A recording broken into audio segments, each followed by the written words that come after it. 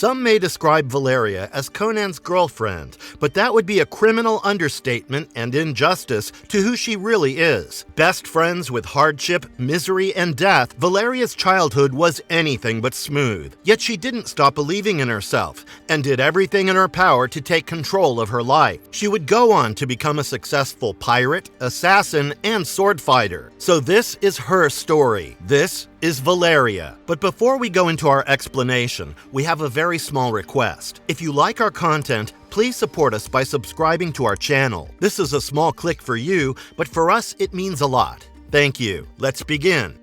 A very tragic history. The Savage Sword of Conan, number 225. Valeria's tragic life started the day she escaped from her uncle Clesus, while also saving herself from a wedding setup with Dom Dolores. She was found by a Cordova merchant in Zingara, which was basically her first real attempt at stealing something. But instead of taking this chest of treasure away, she dropped it in the water. So the man asked her why she did what she did. She began narrating her tragic story. It's not really a tearjerker, but does the job. She says her first heist was stealing her mom's life by being born. That's a pretty dark way of describing maternal death. Anyway, her father, Lord Daquis, a merchant prince everyone tipped their hat to, didn't hold it against her. He even named her Marina after her late mother. When Val turned 7, her dad was mediating between Turin and Khorasan, a city on the other side of the Valiate Sea, and this voyage would become the first major turning point in Valeria's life. Things unfortunately go sideways when a Turanian captain takes him out for rubbing elbows with the Red Brotherhood's Kirkos, who is actually Val's uncle Brandis. Uncle Brandis stepped up to take Valeria under his care, and it was he who renamed her as Valeria. He roped her into his private crew and schooled her in the fine art of swordplay. But like any pirate with a conscience, Uncle Brandis one day decided that it was time for Valeria to quit the pirate life. The girl was clearly devastated because she was loving her life there. In fact, before this, she also had the opportunity to meet Red Sonja and Zora, who trained her in the fine art of archery, and the girl was a natural. When Val turned 9, Brandis sent her to Aquilonia, armed with a fortune, to live with her maternal uncle Clesus. And just like that, Val's life reached another crossroad. As you may have guessed already, Valeria's life was gonna turn further sour. You see, Uncle Clesus agreed to take Valeria in with him because he wanted the money that came with her. However, he wasn't the best with cash. He blew Val's inheritance on some merchant ships in Cordova,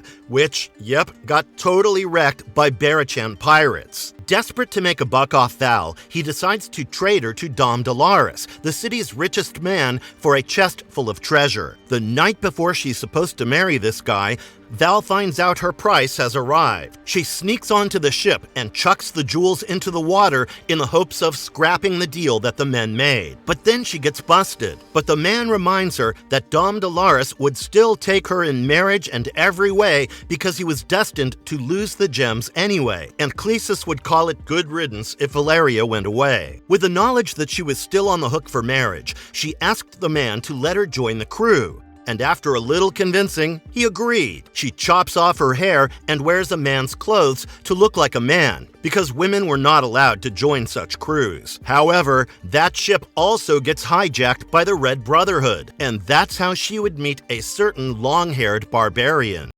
Child of War. In the comic 5-issue miniseries titled Age of Conan, Valeria, she had a different origin story, but she continues to be the sassy and badass warrior woman we know. In Chapter 1, she narrates her own story and speaks about how she was a child of war. So, Valeria was born during one of the countless wars fought between her country, Aquilonia, and the neighboring Numidia. The Aquilonian army was renowned for being the greatest military power in the Western world. But what did Valeria get out of it? Only weak bonds, an empty heart, and eyes that were shyly wet. Valeria was 9 when Zingaran pirates raided her village. Her Her father tried to protect them, but he was more merchant than warrior and ended up laying his life. Her mother hid her under the floor and asked her to keep quiet no matter what happened. So, as Valeria drowned in her fear and drenched in her mother's blood, the men ensured she was shaken for life. After the death of her parents, she was taken to the household of her brother. She wanted to be just like him, strong,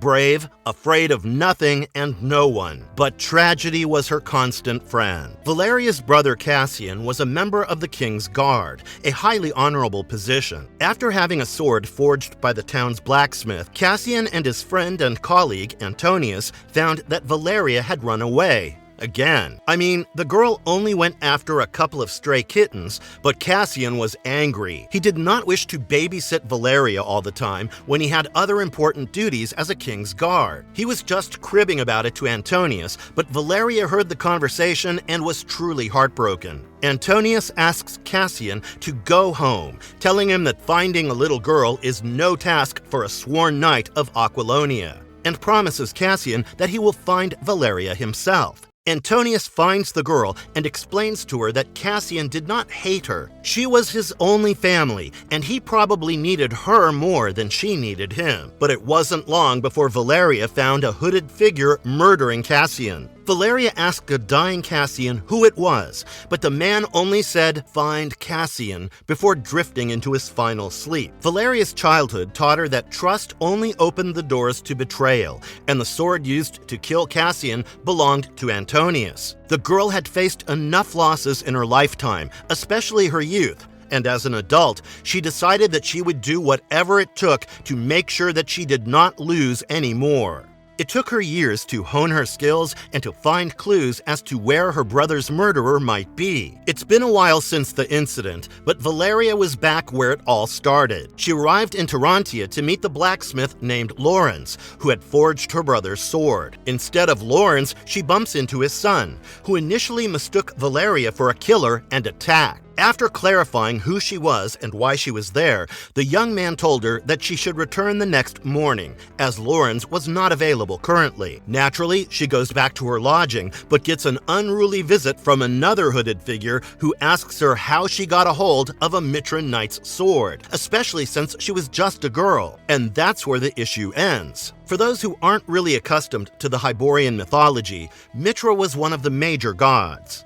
Warrior of Aquilonia. The attacker turned out to be Lawrence himself, but why could he not wait till morning when their meeting had already been scheduled? What was the need to come in the dead of the night, sneaking up on a strange girl? Anyway, Valeria didn't take much time to subdue the man and bind him. Evidently, she started questioning him about whatever was going on. Lawrence explained that when she came asking questions and carrying the sword of a Mitran knight, he felt threatened. You see, his family had been making swords for Mitran knights for centuries. However, Mitrans had started disappearing. Mitrans and anyone associated with them, anyone who might know their secrets. Twice now, his family had been threatened, so when Valeria came around asking questions, he thought she was sent to kill him. Valeria implores him to help her find the owner of the sword. He tells her that each blade bore a mark unique to the knight who carried it, and the records were kept in a monastery a few miles away. Lawrence offered to accompany her since the road had become dangerous. Why? Well, the king was busy with the war with Numidia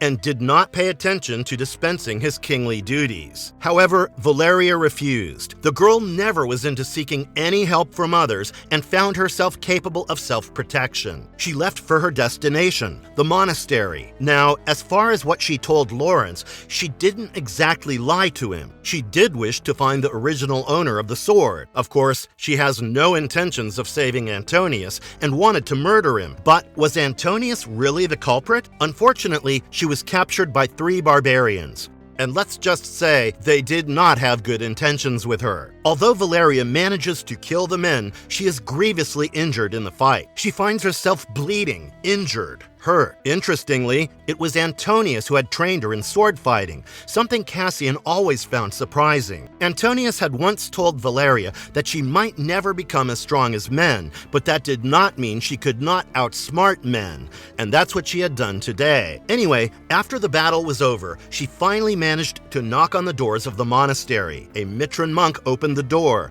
only to find a collapsed Valeria laying on the ground. Ghost of the past. A week passed at the monastery of Mitra, and it had been only a day since Valeria's fever broke. She was still extremely weak, and her wounds hadn't healed, but she wanted to practice. Father Romano brought her food and advised her to rest. Valeria did not wish to rest, but settled for a book on Mitran history that Father Romano promised to send with lunch. Valeria wanted to rush with finding Antonius, but Romano tells her that she should wait and believe in Mitra's plan. However, something tells Valeria that Mitra, the god of peace and forgiveness, was not the type for her plans of vengeance and retribution. And if she was this close to finally tracking down the man who killed her brother, she did not have time to wait. The good thing about snooping around in a temple was that the priests prayed for hours, so it was easy to avoid being seen. However, she didn't know her way through the temple. Just as Romano had foretold, Valeria fell unconscious because she was still weak. However, she saw someone before her eyes shut, someone who looked exactly like Antonius. Later that day, while Father Romano was treating her,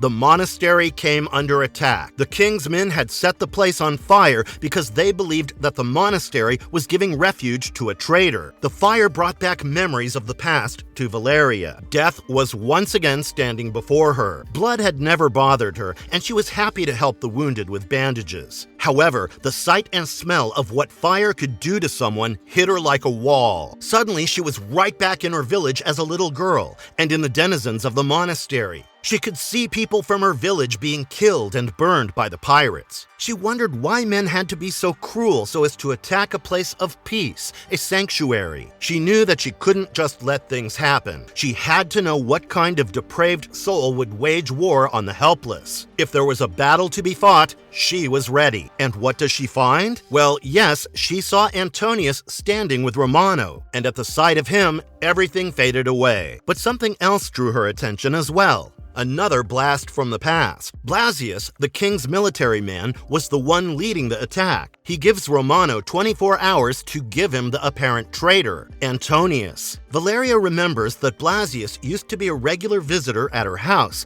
when she used to live with her brother. Once the dust settled, our girl Valeria went to confront Antonius. Lord of Lies. Although she had come to murder the man who killed her brother, she could not execute her plan and simply ended up talking to this man as if it were the good old days. She wanted to learn the truth about her brother's death, but something in her told her that she should dig deeper for the truth and should do it herself. Since Valeria wasn't getting anything from Antonius, she figured she had to try other means. The only one left who knew Cassian was Blasius. And Antonius tells Valeria that Blasius and he had some kind of enmity. Needless to say, Blasius believed that Antonius was a traitor. Did the enmity between Blasius and Antonius have something to do with her brother and why he was killed? So, she snuck into Lord Blasius's keep and into his personal chambers. Of course, she held him at knife point before asking him questions about her brother. Blasius was surprised to see Valeria standing before him, trying to deal with things herself. But he entertained her. He first asks how she knew about the traitor in the monastery and how she got to know about it in the first place. After she tells him about her ordeal, he tells her how the Mitran knights committed many heresies against the very god they claimed to serve, and of course, how they conspired to undermine the king to seize control of Aquilonia. On the subject of Cassian, he goes on to tell her that Cassian always wanted to serve the king and the country. Even as a young man, he was special, and his bravery and skills on the battlefield brought him to the king's attention. And it wasn't long before he was knighted and chosen by the king to train with his personal bodyguards. But the king wasn't the only one to see Cassian's potential. For centuries, the Mitran knights had been the real power behind the throne of Aquilonia. When the Mitrans first approached Cassian, he was thrilled. However, Blasius apparently helped Cassian see through the facade of the Mitran knights. The idea of working against the king was almost too much for Cassian to bear, but Cassian agreed to stay within the Mitran Knights because that was the only way the issue could be fixed. However, he uncovered a plot to kill the ambassador of Zamora, but Cassian ended up dead, presumably at the hands of Antonius. Blasius and Valeria made a deal, wherein she agreed to kill her brother's murderer and finally get the revenge she has been seeking for so long. So later that night, she snuck into Antonius's chamber, sword in hand, and determined to avenge her murdered brother. Heart of vengeance. Despite being dead set on killing Antonius, she just couldn't do it. She flung her sword away as she brought it down. However, Antonius was his mentor. It turns out that it was a trap he had set for anyone who had tried to kill him. He tried to reassure her that he would never hurt her brother, no matter what, but Valeria was in no mood to listen to the man's testimonies. But for the crime of failing to stop his death, he asked Valeria to finish what she had started, and served himself up on a platter. However, this created doubts in Valeria's mind, as she wanted Antonius's version of the truth. Maybe after she had heard from both sides, she would be in a state to make a more informed decision. Antonius tells her all about her brother before she came to live with him, and how he loved being the center of attention, how he enjoyed the nice things, and how he wanted to be the best at everything and have the best things for himself. When Valeria came, he wanted to provide her with the best life there was. In fact, being the child of a tailor, Cassian owned a villa, horses, and servants. Antonius reminds her that all this was not quite possible on the income that a king's guard made. He tells her that Cassian was actually taking brides from Numidia to undermine the king. He was the cause of several accidents, assassinations, and trade wars. All this ensured that Aquilonia's relationship with her neighbors was dwindling, while Numidia's relationship with these same neighbors became stronger. When Antonius confronted his friend about the same, Cassian was so twisted around, caught between the horror at selling his country out and the honor of a king's guard, that he unsheathed Antonius's sword and committed suicide. After this, Antonius was brandished a traitor, but he managed to escape from the clutches of Aquilonian guards. The truth was too much for Valeria, but she made her peace with it and moved on, living a life that was dedicated to the protection of those who needed it.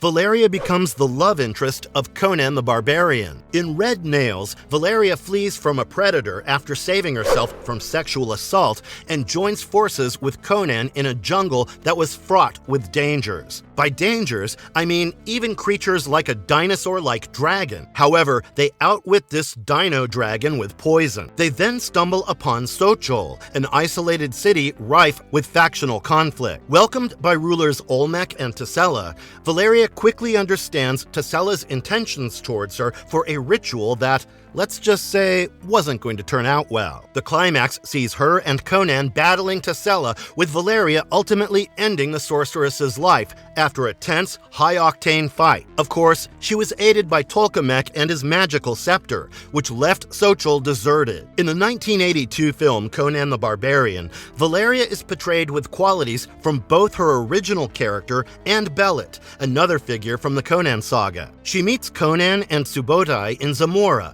goes with them to execute a heist, and later goes on a quest to save a king's daughter from Thulsa Doom, which shows her skills in battle and, of course, the depth of the character. Her death at Doom's hands profoundly impacts Conan, and the barbarian finds himself fueled by revenge, though she returns in spirit to assist him. Conan the Destroyer, the sequel, focuses on Conan's quest to resurrect Valeria.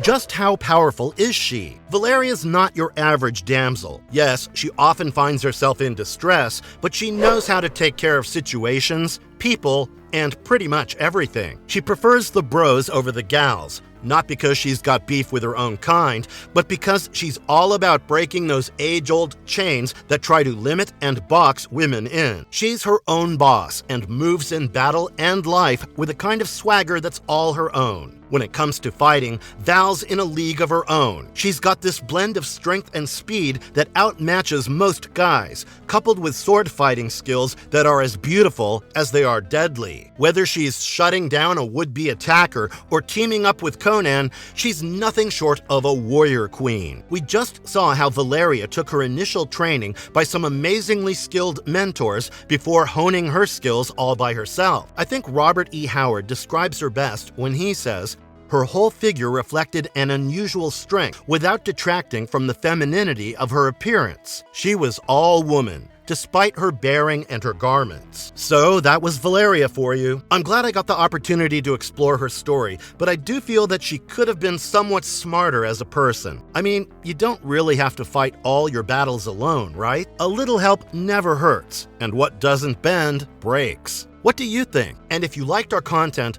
don't forget to leave a like and subscribe to us if you haven't already. Have a good one and be safe. Thanks, everyone.